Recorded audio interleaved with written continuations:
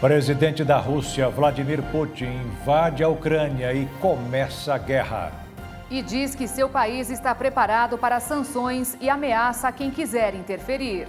Tropas de Moscou tomam a usina de Chernobyl e avançam na direção da capital Kiev.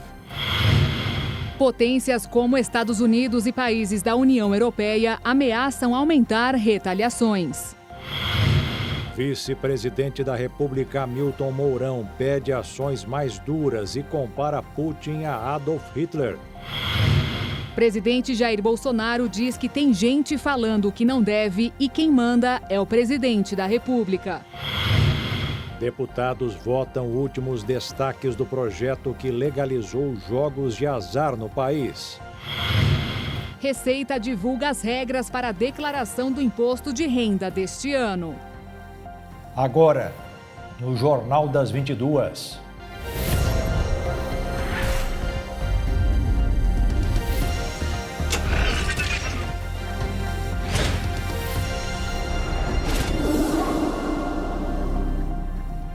Olá, boa noite. Boa noite.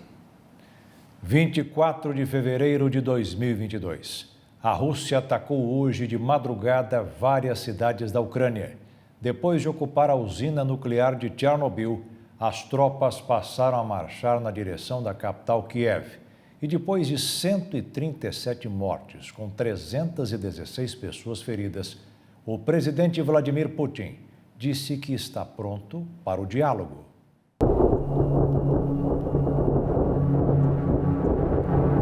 O leste europeu foi o centro de todas as apreensões mundiais nesta quinta-feira. Com um discurso infundado e mal visto por diversas autoridades mundiais, o presidente russo Vladimir Putin anunciou que havia autorizado uma operação militar especial em apenas uma parte da Ucrânia, em apoio aos grupos separatistas e em defesa da população local. Mas pouco depois do anúncio, diversas localidades ucranianas já sofriam com bombardeios e explosões causadas por mísseis russos. Enquanto as sirenes davam prenúncios de que o pior ainda poderia vir, os cidadãos de Kiev lotaram as ruas com seus carros para tentarem, de alguma forma, fugir das ameaças que vinham dos céus. Enquanto os foguetes assombravam os ucranianos pela Crimeia, no sul do país, tanques de guerra faziam movimentações por terra em direção à capital. E no Mar Negro não seria diferente. Navios de guerra russos avançavam rumo aos portos ucranianos. Durante o avanço, o presidente ucraniano Volodymyr Zelensky pediu que todos os cidadãos que estavam prontos para defender o país das forças russas se apresentassem, dizendo que Kiev entregaria armas a todos que as quisessem. Além da disposição, Zelensky pediu para que os moradores locais doassem sangue em hospitais para todos os soldados que poderiam vir a se ferir. O conflito desenfreado fez com que novas sanções fossem declaradas ao redor do mundo. O primeiro-ministro do Reino Unido, Boris Johnson, divulgou um pacote de punições severas, visando os bancos russos e as pessoas ligadas a Vladimir Putin. Segundo Johnson, Putin será condenado aos olhos do mundo e da história. Em seu discurso na Casa Branca, o presidente americano Joe Biden afirmou que esse era um ataque premeditado. Como resposta, o presidente americano anunciou que vai limitar as transações em dólar para empresas russas. No início da noite, uma nova etapa da sanção americana foi executada e os Estados Unidos expulsaram o diplomata russo do país. Em seu discurso, Biden disse que novas sanções ainda seriam impostas caso o ataque não fosse interrompido. O presidente da França, Emmanuel Macron, falou pela primeira vez sobre o assunto, reforçou as sanções impostas pela União Europeia e acrescentou que a Rússia pode esperar punições duras do seu governo, que atingirão as forças armadas, a economia e o setor de energia sob o comando de Vladimir Putin. Mas enquanto sanções eram anunciadas, Putin fez a sua primeira aparição pública e falou sobre a invasão.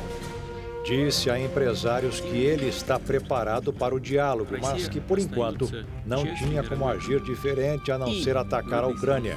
Putin disse que ainda reforçou que o seu país está preparado para todas as possíveis sanções e ameaçou quem quiser interferir no conflito. As falas de Putin inflamaram mais o exército russo, que continuou seu avanço e na tarde de hoje tomou a usina nuclear de Chernobyl. Segundo o assessor do governo ucraniano, essa se tornou uma das ameaças mais sérias que a Europa poderia sofrer. Em diversas partes do mundo, manifestantes se juntam em prol da vida e principalmente contra Vladimir Putin.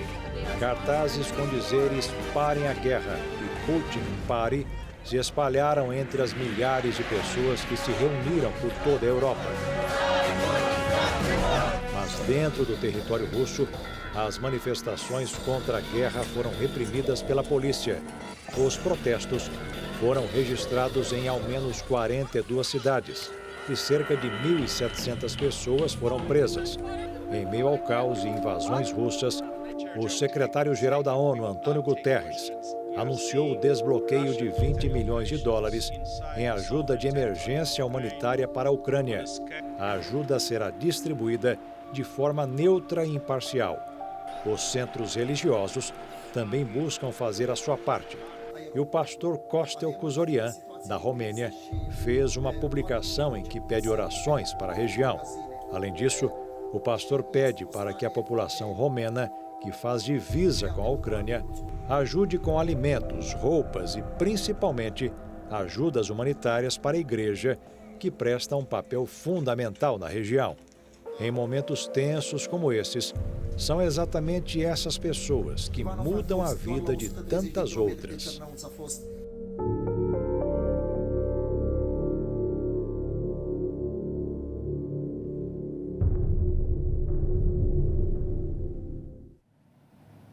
A Rússia lançou uma segunda grande ofensiva contra o território ucraniano no final da tarde de hoje. O vice-presidente Hamilton Mourão afirmou nesta quinta-feira que o Brasil não concorda com a invasão da Rússia à Ucrânia. Mourão comparou Putin a Hitler e defendeu o uso de força. O vice-presidente afirmou que se o mundo ocidental pura e simplesmente deixar que a Ucrânia caia por terra, os próximos serão a Bulgária, depois os estados bálticos e assim sucessivamente, assim como Hitler fez com a Alemanha nos anos 30. A gente tem que olhar sempre a história, né? A história, ela ora se repete como farsa, ora como tragédia. O mundo ocidental, né, tá igual ficou em 38 com Hitler, na base do apaziguamento, né? E o Putin, ele não respeita apaziguamento, essa é a realidade.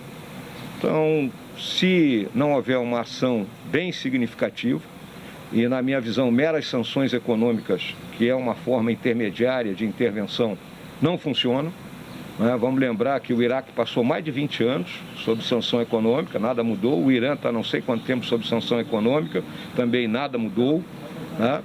Consequentemente, minha gente, né, o sistema internacional pode ser rachado, abalado, e nós vamos voltar para o tempo das cavernas, onde cada um faz o que quer e bem entende, né, e não há respeito entre os povos, entre as nações, o conceito de soberania se dissolve, né, a partir do momento em que um Estado mais forte julga que ele pode meter a mão no Estado mais fraco e continuar tudo como antes.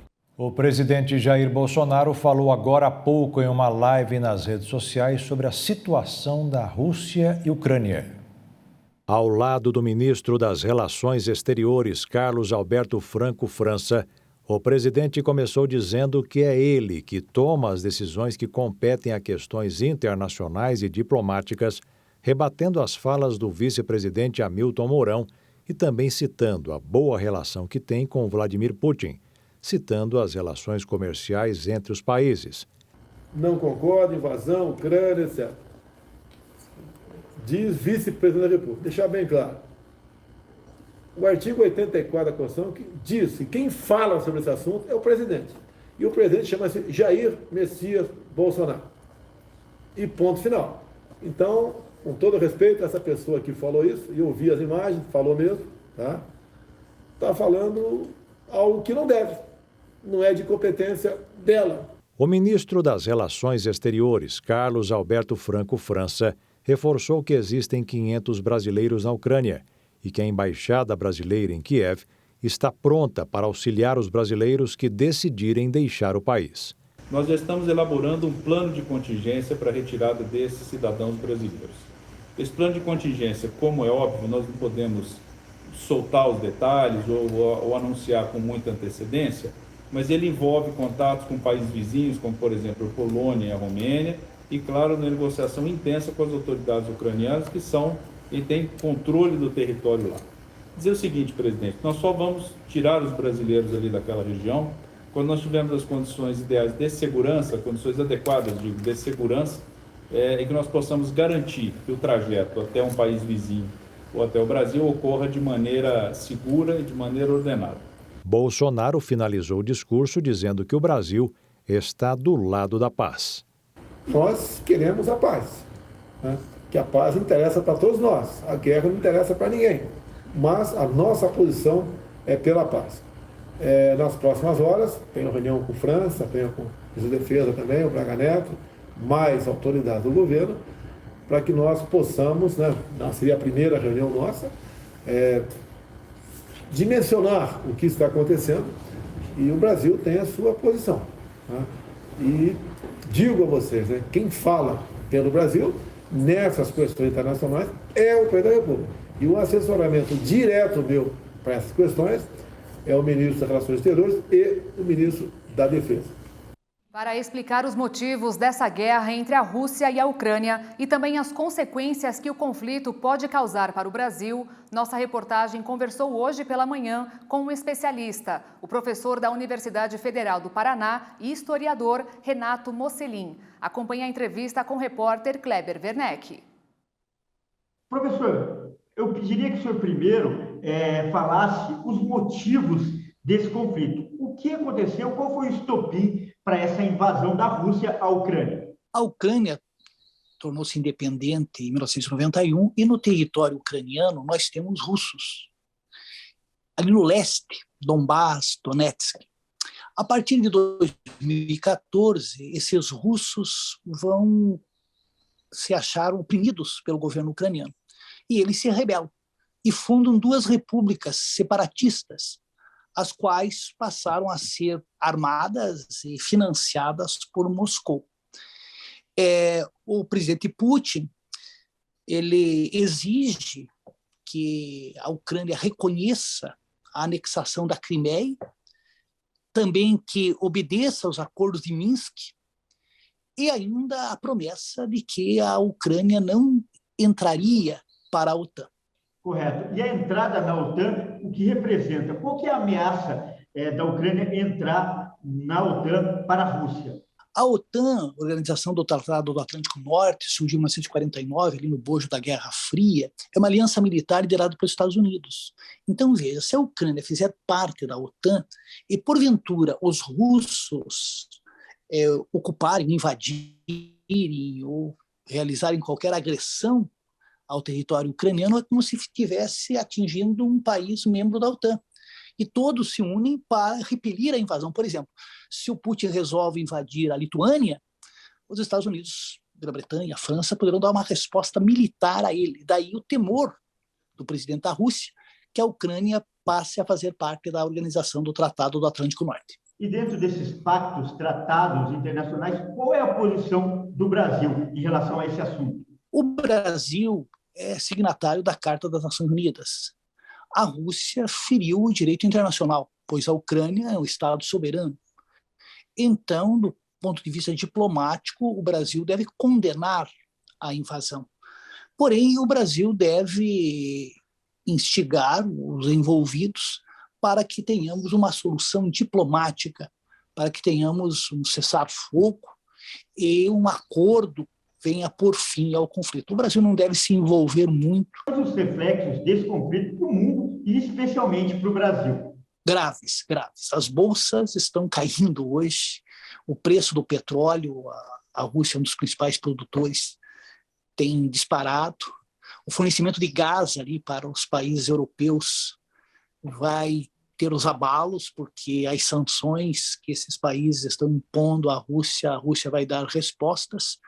E veja que agora que o mundo está começando a sair da pandemia, a economia mundial está voltando a crescer, nós temos esse impacto que pode ser negativo, fazendo com que a recuperação econômica demore ainda mais e venha de uma forma bastante reduzida. E o grande temor é que haja uma escalada maior do conflito. A OTAN, já através de seus membros, tomou uma posição que não vai interferir, porque a Ucrânia não faz parte da OTAN. Porém, se porventura o Putin, digamos, invadir a Letônia ou Estônia, aí haverá intervenção das forças da OTAN. O grande problema é que a Rússia herdou o arsenal nuclear da antiga União Soviética. Uma intervenção, digamos, liderada pelos Estados Unidos, não será uma intervenção como no Afeganistão ou no Iraque. As consequências serão imprevisíveis e a gente espera que o bom senso venha a imperar. E ainda nesta edição, outras informações sobre a guerra no leste europeu. E veja também, desemprego fechou o ano passado em queda. E ainda, incêndio em prédio comercial na Avenida Paulista, na capital de São Paulo.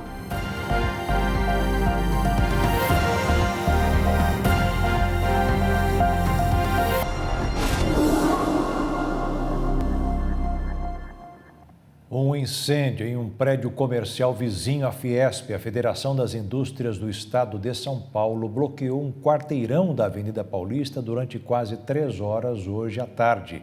Não houve vítimas. A densa fumaça assustou quem passava pela Avenida Paulista, região central de São Paulo, na tarde desta quinta-feira. Quando eu passei por aqui, tinha um pessoal comentando, que eles foram obrigados a sair do prédio. Uma dessas pessoas era a Ana Paula, que do lado de dentro não tinha noção do que acontecia no prédio comercial em que trabalha, até ouvir o alarme de incêndio. Na dúvida, a gente trancou o escritório e foi descer pela escada de incêndio para ver o que era. E nisso os bombeiros já estavam subindo, pedindo para a gente descer muito rápido, mas não falou o que era. Desce, desce. O incêndio começou no ar-condicionado da sala de máquinas, no 26º andar do prédio, que fica bem ao lado do edifício da Federação das Indústrias do Estado de São Paulo. Os bombeiros foram acionados às 1h20 da tarde. Nos deslocamos até o pavimento sinistrado. O incêndio ele foi controlado de maneira bem fácil pelos homens do Corpo de Bombeiros e não ultrapassou os limites do pavimento que estava sinistrado. Apenas a sala de máquinas foi danificada pelo fogo. Cerca de 11 viaturas e 30 homens da corporação foram enviados até aqui para controlar o incêndio e evacuar o prédio, por onde circulam cerca de 500 pessoas por dia. Ninguém ficou ferido. Todos foram evacuados de maneira rápida, bem eficiente e célere. Não há nenhum risco agora, após esse trabalho de rescaldo? Não, os riscos já foram todos controlados, A partir de agora são trabalhos técnicos. As causas do incêndio ainda são investigadas. Agora inicia-se um estudo do sinistro para se verificar as causas, e para que se possa evitar complicações futuras e incêndios com a mesma semelhança. Passado o susto para Ana Paula e os colegas que trabalham no edifício Paulista 1, fica agora o sentimento de gratidão. Tem aquele alívio, Graças a Deus, ninguém ficou, ninguém se machucou e deu tudo certo. Na região serrana do Rio de Janeiro, Petrópolis registra até o momento 208 vítimas fatais em decorrência dos deslizamentos e desabamentos causados pelas fortes chuvas dos últimos dias, que já é considerada a maior tragédia da cidade. De acordo com a Polícia Civil, 191 corpos já foram identificados no Instituto Médico Legal. Entre eles, 40 eram menores de idade. As equipes continuam fazendo buscas por 48 desaparecidos. O desemprego fechou 2021 com números mais baixos do que o ano anterior, mas ainda atinge mais de 12 milhões de brasileiros. E a renda média do trabalhador já é mais baixa em 10 anos. A taxa de desemprego no Brasil recuou para 11,1% no trimestre encerrado em dezembro. Segundo o IBGE, a falta de trabalho ainda atinge 12 milhões de profissionais. Já a taxa média anual foi de 13,2%, que indica uma tendência de recuperação frente à de 2020. O cenário mostrou melhor em 2021, mas ainda não foi recuperado o patamar pré-Covid. No levantamento anterior, referente ao trimestre encerrado em setembro, a taxa de desemprego estava em 11,6%, atingindo 12.400.000 pessoas. De acordo com o levantamento do IBGE, a população ocupada cresceu 3% frente aos 3 meses anteriores, para 95,7 milhões de pessoas. Na comparação com o mesmo trimestre de 2021, a alta foi de 9,8%. Com o crescimento, o nível de ocupação chegou a 55,6%. Apesar da queda do desemprego, o rendimento real habitual caiu 3,6% frente ao trimestre anterior e 10,7% em relação ao igual trimestre de 2020, para R$ 2.447, o menor rendimento da série histórica iniciada em 2012. Segundo dados divulgados pelo Banco Central, com a volta da Selic para 10,75% ao ano, a escalada de juros cobrados pelos bancos para empréstimos continua. Em janeiro, o valor médio chegou a 35,3% ao ano. Antes da elevação da Selic para 2 dígitos, a taxa bancária média era de 33,8% em dezembro do ano passado. Teve alta de 1,5 ponto e atingiu o maior patamar desde novembro de 2019. No mercado financeiro desta quinta-feira, o dólar fechou com a maior alta percentual diária em mais de 5 meses, de 2,2%, com investidores repercutindo a disparada da aversão a risco após a Rússia invadir a Ucrânia. Com isso, a moeda norte-americana encerrou o dia cotada em R$ 5,10 na venda. A Bolsa de Valores fechou em queda de 0,37%, com 111.591 pontos. E com a alta do dólar hoje, por causa da guerra que a Rússia começou na Ucrânia, mas baixa nos últimos dias, animou os empresários da fronteira do Brasil com o Paraguai, que esperam um reaquecimento no turismo e o aumento da venda de produtos importados. Lojas praticamente vazias, pouca gente nas ruas de Pedro Juan Cabaleiro, cidade gêmea de Ponta Porã, e um dos principais destinos de clientes brasileiros para a compra de produtos importados, principalmente eletroeletrônicos, telefones celulares, equipamentos de informática, brinquedos, roupas e calçados. O cenário tem se repetido desde que o valor do dólar americano disparou em relação ao real, mas agora isso pode mudar. A cotação do dólar vem baixando nos últimos dias. Com isso, a expectativa dos empresários aqui da fronteira do Brasil com o Paraguai é que aumente o número de turistas e, consequentemente, haja um crescimento nas vendas nos próximos meses. O fator câmbio influi muito aqui na fronteira. Nosso produto é mais comercializado, é mais vendido quando o dólar baixa, né? Quando o real está valorizado, o brasileiro tem vantagem, né, no preço. A gente tem preço competitivo, com certeza, né? Vai ter mais oportunidade para os brasileiros, para a família dos irmãos brasileiros vir e achar um produto barato e compensar a viagem. Com a cotação do dólar chegando perto dos R$ 5,00, o otimismo dos empresários paraguaios também se repete no Brasil. Quando o turismo de compra cresce no país vizinho, Ponta Porã também lucra com o aumento da ocupação da rede hoteleira e também nos restaurantes e até no comércio. Quando você tem a diminuição do dólar, tudo melhora na fronteira, né? Ora nós abastecemos os carros paraguaios aqui, ora nós abastecemos lá. Isso é ser fronteiriço, né? É lógico que quando você tem a diminuição do dólar, há uma queda no mercado nacional do agro, principalmente, né? Das commodities, mas melhora para o nosso lado, que é o turismo de compra.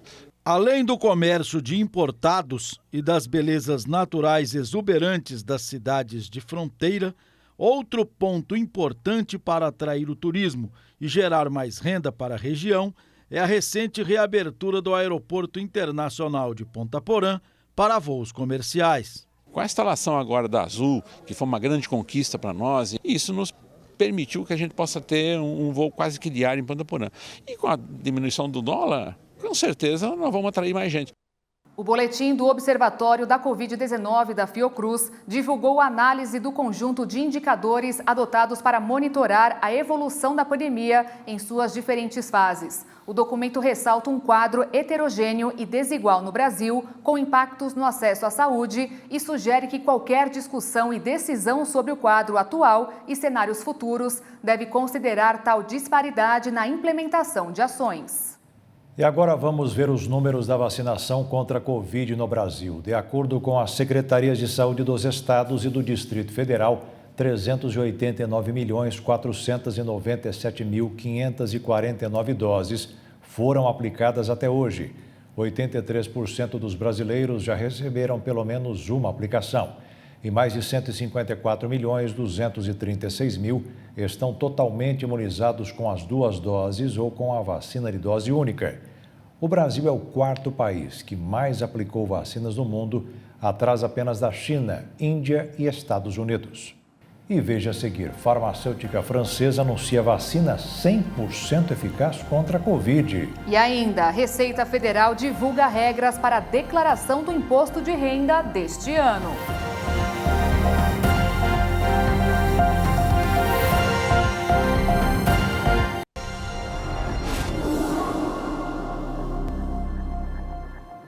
O governo federal entregou hoje a obra da travessia urbana da cidade de São José do Rio Preto. Ela fica na BR-153, no interior de São Paulo.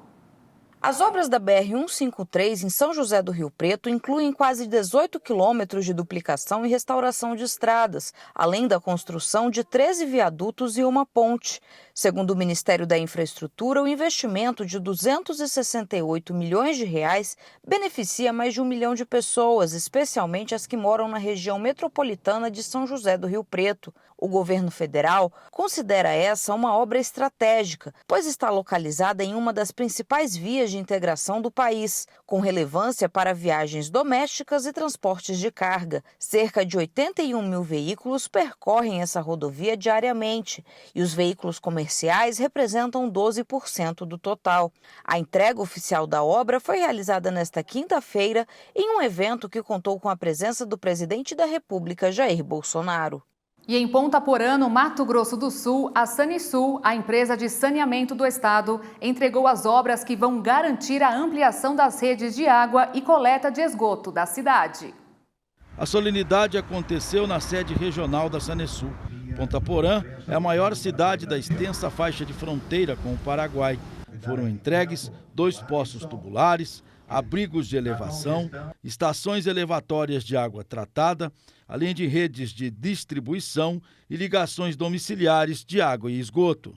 Com investimentos de quase 22 milhões de reais da Sanesul, o município de Ponta Porã atinge praticamente 100% das redes de água e de esgoto. Isso significa para a prefeitura uma economia muito grande quando o assunto é investimento, é gasto em saúde pública. A gente tem a oportunidade de entregar 2 novos poços profundos que já estão em operação. Nós estamos entregando aí 2 novos reservatórios para garantir segurança hídrica para toda a população de Ponta Porã e mais de 70 quilômetros de obra de esgotamento sanitário. Então são investimentos da ordem de 21 milhões, recursos próprios da nossa companhia. Quando você tem saneamento, você tem algo acima de tudo, saúde. E quando você tem saúde, os custos operacionais da prefeitura diminuem. É tudo uma corrente.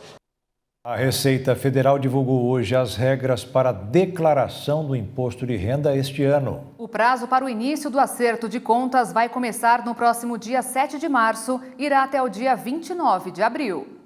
As regras não mudaram em relação ao ano passado. A declaração é obrigatória para as pessoas que receberam rendimentos tributáveis superiores a R$ 28.500 em 2021. Para a atividade rural, a obrigatoriedade é para quem teve receita bruta superior a R$ 142 mil. Também devem fazer a declaração os contribuintes com rendimentos isentos, não tributáveis ou tributados exclusivamente na fonte de mais de R$ 40 mil, aqueles com patrimônio de mais de R$ 300 mil e os que tiveram ganho de capital na alienação de bens ou direitos ou fez operações na Bolsa de Valores, incluindo os dependentes. O download do programa para fazer a declaração estará disponível apenas no dia 7, quando será o início das entregas. Por isso, é preciso começar a juntar todos os documentos necessários para preencher o formulário. As empresas têm até o próximo dia 28 para entregar os comprovantes de pagamentos aos seus funcionários. A tabela do imposto de renda não foi atualizada, como acontece desde 2015, o que significa que o contribuinte está pagando sempre mais. No ano em que o imposto de renda completa 100 anos, a Receita Federal informou que espera receber pouco mais de 34 milhões de declarações. Uma novidade deste ano é que será possível preencher os formulários em diferentes dispositivos sem perder os dados, como, por exemplo, começar a declaração no celular e terminar no programa instalado no computador ou online. A gigante farmacêutica francesa Sanofi anunciou hoje que conseguiu resultados positivos em grande escala de sua vacina anti-Covid-19, desenvolvida em parceria com o laboratório britânico GSK. Os primeiros resultados do teste de estágio final da vacina mostraram 100% de eficácia contra a Covid grave e 75% em casos moderados ou de hospitalização. Se a vacina for autorizada, será o fim de uma longa jornada para farmacêuticas que esperavam comercializar o medicamento. O Brasil registrou nas últimas 24 horas 971 mortes por Covid-19 e 93.757 novos casos, de acordo com o Ministério da Saúde. Confira agora os números da pandemia. O mundo se aproxima dos 430 milhões e 941 mil casos, com mais de 5 milhões 926 mil óbitos. Os Estados Unidos ultrapassaram os 78 milhões e 786 mil diagnósticos e tem um total de 944.431 mortes. A Índia passou dos 42 milhões e 881 mil contaminações. Já o Brasil soma mais de 28 milhões e 578 mil casos, com mais de 25 milhões e 601 mil pessoas recuperadas. Ao todo, são 647.390 vítimas fatais. A França chegou em 22 milhões e 707 mil casos positivos da doença. E o Reino Unido tem mais de 18 milhões e 906 mil pessoas que foram contaminadas.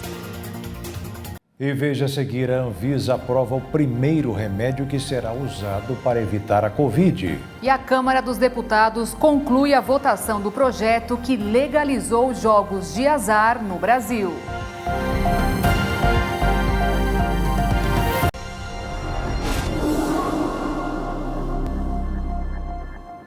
A Câmara dos Deputados terminou hoje a votação dos destaques do projeto que legalizou os jogos de azar no Brasil. O texto será levado agora para discussão no Senado. O líder do governo na Câmara já adiantou que, se a proposta for aprovada também naquela casa, será vetada pelo presidente Jair Bolsonaro. 7 destaques foram rejeitados durante a votação nesta quinta-feira. Um dos destaques, do PT, previa maior contribuição tributária para a realização de jogos, aumentando o CID de 17% para 30%. O vice-presidente da Câmara, Marcelo Ramos, observou que a carga tributária aprovada para os jogos é menor que a de alguns alimentos da cesta básica. O relator argumentou que a proposta deve garantir a atração de investidores. O destaque foi rejeitado, assim como todos os outros apresentados nesta quinta. Na madrugada passada, os deputados aprovaram o texto base da proposta que legaliza jogos de azar no Brasil. Foram 246 votos a favor e 202 contra. Por um placar apertado, a pequena maioria da Câmara dos Deputados votou para legalizar os jogos no Brasil. Lamentamos muito isso, mas eu quero aqui registrar e parabenizar todos os membros da Frente Parlamentar Evangélica que trabalharam arduamente para derrotar esse projeto. A democracia se ganha ou se perde. É do jogo democrático. Nós queremos aqui, de verdade, agradecer o trabalho e o empenho. 95% da bancada votou contra esse absurdo. Se jogos de azar fosse bom, ele chamaria jogos da sorte, a prova de que não é bom para o Brasil. Durante a votação em plenário, o deputado Sóstenes Cavalcante, que é presidente da Frente Parlamentar Evangélica, defendeu que a aprovação do projeto é desastrosa para as famílias brasileiras, que jogos de azar incentivam crimes e, em vez de criar empregos, migram os postos de trabalho da cultura. Nesta quinta-feira, o deputado afirmou que não acredita que o texto passará na votação do Senado. Depois vai ao Senado. Lá nós temos 14 senadores evangélicos que eu tenho certeza que farão um brilhante trabalho e, se Deus quiser, nós vamos sepultar esse projeto lá no Senado. A bancada evangélica conta ainda com o veto do presidente Jair Bolsonaro, que já se manifestou contra a legalização dos jogos de azar em outras oportunidades. Nesta quinta-feira, o líder do governo na Câmara, deputado Ricardo Barros, disse que o presidente não vai sancionar o texto caso ele seja aprovado no Senado. O governo liberou as bancadas para a votação e declarou que o presidente Bolsonaro vetará o projeto se aprovado na Câmara e no Senado. O texto aprovado na Câmara, que segue para análise do Senado Federal, legaliza os jogos de azar e cria uma série de regras para as casas de apostas. Os cassinos poderão ser instalados em resorts, como parte de um complexo de lazer. O local deve ser de alto padrão, com pelo menos 100 quartos e espaços adequados para a realização de eventos. O espaço físico do cassino pode ter até 20% da área total do complexo e poderão ser explorados jogos eletrônicos, roleta, cartas e outras modalidades.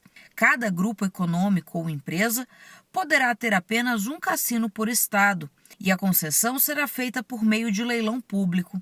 Estados como Amazonas e Pará, que detêm dimensão acima de 1 milhão de quilômetros quadrados, poderão ter até 2 cassinos. Em cidades consideradas destinos turísticos, um cassino com identidade regional poderá ser instalado independente da densidade populacional. Também há previsão de funcionamento de cassinos em navios, de pelo menos 50 quartos de alto padrão, com restaurantes e locais para eventos e reuniões. Os navios podem ficar ancorados na mesma localidade por até 30 dias. Jogos de bingo deverão ser feitos em casas específicas para isso. Jogos eventuais serão autorizados para arrecadação de fundos de instituições filantrópicas, religiosas ou santas casas. E o jogo do bicho deverá ser feito em sistemas digitais, com possibilidade de acesso e transferência de dados em tempo real para o governo federal.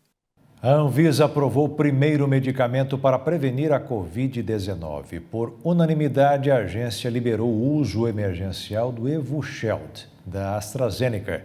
Veja esse e outros destaques em um giro de notícias pelo Brasil.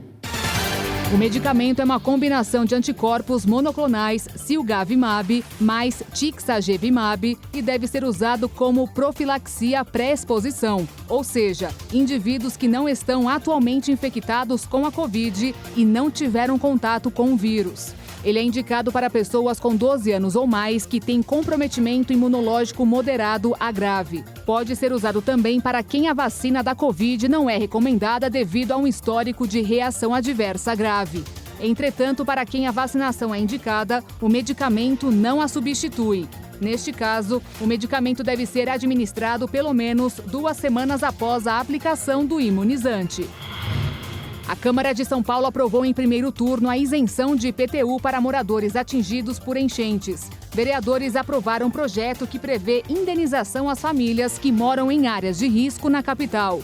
O PL define as regras para avaliação e indenização de construções localizadas em áreas de risco. O objetivo é instituir uma política pública que garanta que as famílias deixem áreas perigosas, evitando desastres em períodos de chuva. O presidente Jair Bolsonaro sancionou com vetos a lei que proíbe a divulgação de infração que coloque em risco a segurança no trânsito. O texto aprovado pelo Congresso Nacional no dia 2 de fevereiro prevê punições para aqueles que divulgarem por meios digitais, eletrônicos ou impressos de qualquer tipo incentivo a infrações de trânsito, como rachas e pegas. O texto apresentado pelo Legislativo dispõe sobre a divulgação, a publicação ou a disseminação em redes sociais ou em quaisquer outros meios de divulgação digitais, eletrônicos ou impressos do registro visual da prática de infração que coloquem em risco a segurança no trânsito, exceto quando as publicações de terceiros visassem a denúncia desses atos como forma de utilidade pública. A Caixa Econômica Federal pagou hoje a parcela de fevereiro do Auxílio Brasil aos beneficiários com número de inscrição social com o final 9. O valor mínimo do benefício é R$ 400. As datas seguem o modelo do Bolsa Família, que pagava nos 10 últimos dias úteis do mês. O beneficiário pode consultar informações sobre datas de pagamento, valor do benefício e composição das parcelas em 2 aplicativos, Auxílio Brasil e Caixa Tem. E olha só, o Ministério da Agricultura passará a contar com sommeliers que descobrem pelo cheiro e o gosto se o produto é de qualidade. No caso do azeite de oliva extra virgem, os testes são feitos por métodos químicos, mas a chamada análise sensorial, difundida em todo o mundo, é ainda mais precisa. Ela permite detectar as principais qualidades do azeite de oliva, como aroma e gosto de trufado, amargo e picante, típicos da azeitona, e defeitos como acidez e fermentado, que quando são leves, podem indicar que o azeite é apenas virgem, mas que quando intensos podem desmascarar um lampante, azeite da pior qualidade e que nem pode ser consumido. O conflito no leste europeu entre Rússia e Ucrânia permanece causando preocupações no mundo. Um atentado russo na Ilha das Cobras, um ponto estratégico no Mar Negro, deixou mais 13 soldados ucranianos mortos. Até o momento, 150 pessoas morreram, enquanto 316 pessoas estão feridas. Pois é, enquanto infelizmente notícias de mortes e guerras não param de existir como no leste europeu, é preciso se permitir ouvir mensagens de esperança. Por isso, agora ouça a palavra do pastor Jaime de Amorim para que lembremos de viver com coragem e não deixar que o medo perturbe nosso coração. Olha, meus amigos, eu estou trazendo aqui uma mensagem especial de Mateus 24:3. E estando assentado no Monte das Oliveiras, chegaram-se a ele seus discípulos, em particular dizendo: dize-nos, quando serão essas coisas? Que sinal haverá da tua vinda e do fim do mundo? Todo mundo fica especulando nessa hora. Bem, e Jesus respondendo disse-lhes: acautelai-vos, que ninguém vos engane. Porque muitos virão em meu nome, dizendo: eu sou o Cristo, e enganarão a muitos. E ouvireis de guerra e de rumores de guerra. Olhai, não vos assusteis, porque é mistério que isso tudo aconteça, mas ainda não é o fim. A igreja tem que pregar, a igreja tem que entrar nas nações. Olha o que ele diz: porquanto se levantará nação contra nação. A igreja está lá presente na Romênia. A Romênia faz fronteira com a Ucrânia. Eu conversava com o pastor Hilton hoje de manhã, logo nos acontecimentos. Ele disse: pastor, as pessoas estão entrando na Romênia, da Ucrânia, passando a fronteira em bandos, em números enormes. Por quê? Porque estão precisando, estão fugindo da guerra. A igreja tem que orar, a igreja tem que clamar, mas a igreja tem que evangelizar. E nós estamos alcançando muitas pessoas na Ucrânia, estamos alcançando muitas pessoas na Rússia. Então, mais do que nunca, Igreja de Cristo, eu lembro da oração do missionário. No domingo passado, ele fez uma oração, amarrando aquela potestade, aquele principado que quer causar mortes, causar destruições. A igreja tem que orar. Mais do que orar, a igreja tem que estar presente. A igreja tem que evangelizar. Esse é o papel da igreja. O pessoal da RIT, do Jornal da RIT, esse é o papel da Igreja de Cristo, evangelizar a todas as nações. Essa é a ordem maior do Mestre: ide por todo mundo e pregai o Evangelho. Estamos aí na Romênia, na fronteira com a Ucrânia, estamos evangelizando vidas e estamos alcançando diariamente, porque temos pessoas no idioma russo traduzindo, trabalhando efetivamente na evangelização. Tenho certeza que eu vou contar também com a oração de todos. E veja como foram alguns dos testemunhos de pessoas que saíram vitoriosas. Oh, glória, nós damos glória, Ele vem para mudar a nossa história. Conhecemos este rapaz antes da reunião começar. Ele nos conta sobre o acidente de trabalho que afetou uma das pernas. Eu estava trabalhando em cima do caminhão, aí estava carregado. Eu estava também em cima da carga, aí daí fui jogar as peças, uma mão enroscou. Quando eu fui tentar puxar, não consegui. Quando eu fui puxar a outra, enroscou também. Eu caí junto. Doutor, foi. Mas vai ter que operar, senão não vai dar nunca mais. Espero que vai ser uma bênção, vai ser perfeitamente, não só pra mim, mas pra todos. E ele tem razão. Muita gente é curada, inclusive ele. O que você sofria? Tive deslocamento do calcânio e o doutor falou que ia ter que operar, senão não andaria nunca mais. Como é que você estava andando antes? Meio que de lado, assim, de banda, né? Há quanto tempo teve esse deslocamento? 1 mês e 15, 12 dias. Tá livre agora? Então anda normal agora? Aí, pessoal, ai, Jesus. na adoração, eu senti que estava formigando e meio que expandindo, assim, né? Como se estivesse abrindo, assim, sabe? Querendo abrir. Aí daí fui fazer a volta da vitória lá, melhorei. Aí fiquei com dúvida, né? Aí quando eu fui marchando ali naquela segunda etapa, aí toda dúvida saiu, todo espírito de dúvida. E olha só ele fazendo os movimentos com o pé, sem dor alguma. Só Cristo é capaz de nos proporcionar uma experiência linda dessa. Oh, glória, nós damos glória. Ele vem para mudar a nossa história. E o Jornal das 22 termina aqui. Obrigada pela sua companhia, um ótimo fim de noite para você e até amanhã. Boa noite, fique na paz. Tchau.